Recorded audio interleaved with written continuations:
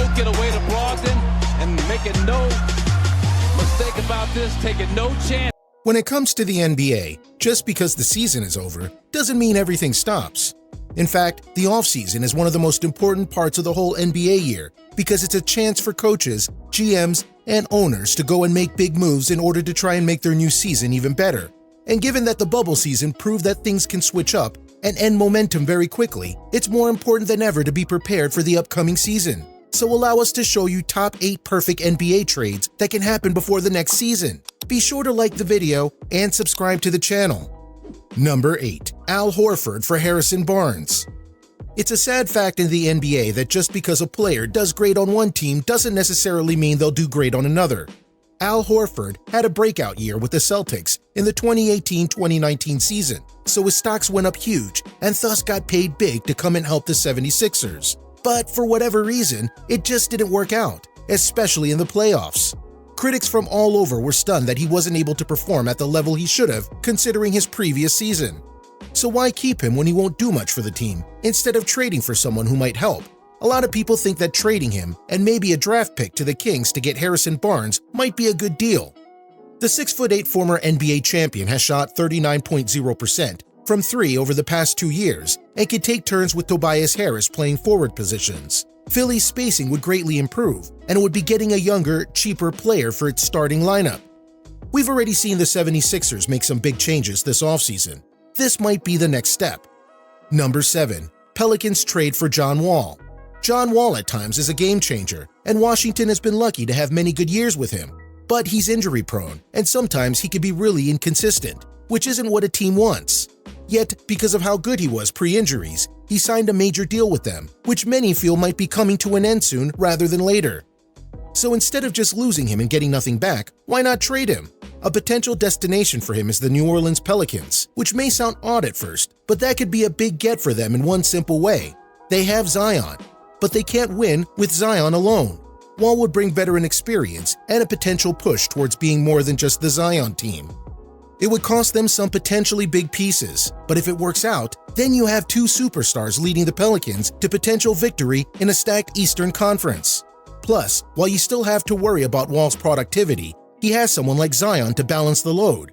That's less pressure on him and his body. He stayed healthy. Number 5. Rudy Gobert heads to the Mavericks. The Dallas Mavericks were one of the teams that truly thrived in the NBA bubble and proved their worth in the playoffs. Luka Doncic proved that he was a superstar that would lead them to greatness one day. But they still need some key pieces to get to that next level and the next round of the playoffs, including a defensive presence, which Luka and others on the team don't have. And that leads to the potential for the Mavericks trading for Rudy Gobert of the Utah Jazz. Gobert is a back-to-back Defensive Player of the Year, and that means he's really good at defense, as well as rebounding, which the Mavericks really need. Plus, the Mavericks have a wealth of non-essential players that they could give the Jazz in order to get Gobert. So while they may hurt their offensive numbers, trading for Gobert could improve their defensive presence by leaps and bounds, and that's really what they need right now.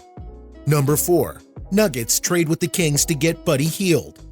The Denver Nuggets were another team who benefited greatly from the bubble season, not the least of which was because of Nikola Jokic taking the break to lose 40 pounds and become an absolute assassin in the playoffs. But despite going to the Western Conference Finals, they didn't have enough to go and fight the Lakers, so they need an extra bit of help, perhaps from Buddy Hield.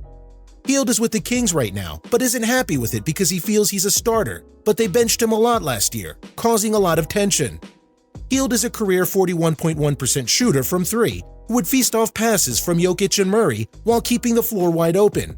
There'd be no starter 6-man debate, and he would likely be satisfied playing on a big contract for a team that becomes a postseason lock. Some see this as a win-now move, but isn't that always the point in the big leagues? Number 3. Karl Anthony Towns gets dealt to the Celtics. Karl Anthony Towns hasn't been the full impact player that many feel he could be after getting drafted to the NBA. He's shown his skills, but not enough to make a true splash overall. However, that could change with the right team placement, which is where the Boston Celtics come in. Now, yes, the Celtics have been doing fine on their own, including going to 3 Eastern Conference Finals over the last 4 seasons, but they've not made it to the finals in any of those attempts. They have the pieces, but via injuries and players like Kemba Walker not living up to their potential in the playoffs, it's resulted in them getting close, but not close enough.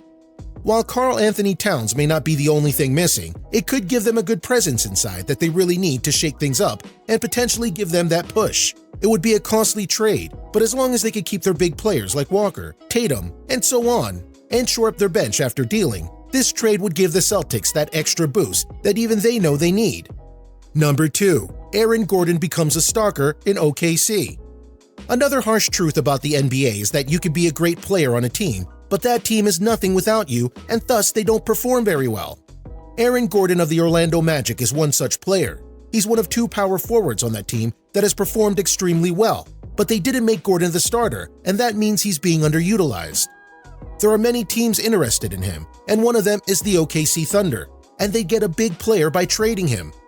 Gordon was thriving before the NBA went on hiatus, averaging 17.3 points, 8.8 rebounds, and 5.9 assists, and 1.3 steals in his last 16 games. With the uncertainty of the Chris Paul situation, this is a big move they could make to stay relevant. Number 1. The Warriors make a massive trade for Giannis Antetokounmpo. At first, this may seem like the biggest reach on this list, but believe it or not, it's not. There are rumors that this trade is being talked about, and it would truly be the perfect trade for the Golden State Warriors to not just regain their dominance in the Western Conference after the loss of Durant, but to maybe make another dynasty. Given that Giannis is a big-time superstar, they would need to throw everything they could at the Bucks, right? Well, here's the deal that this is potentially on the table. Milwaukee Bucks receive Andrew Wiggins, GSW 2020 first-round pick, Min 2021 first-round pick, top 3 protected, GSW 2022 first-round pick. Golden State Warriors receive Giannis Antetokounmpo.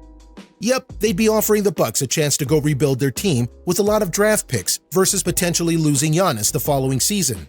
The Warriors get a super big man who can easily contend with LeBron, add Paul George and everyone else, and makes them a super-powered team once more. Who knows if it'll happen, but it's one to be on the lookout for. So what do you think? What do you think of these trades that could be made this offseason to shore up certain NBA rosters and thus make their team so much better? Do you think some of these trades will honestly happen? Do you think that some of them are just too out of reach? Do you have another trade idea for a team that you think could really work? Let us know in the comments below. Be sure to subscribe, and we'll see you next time on the channel.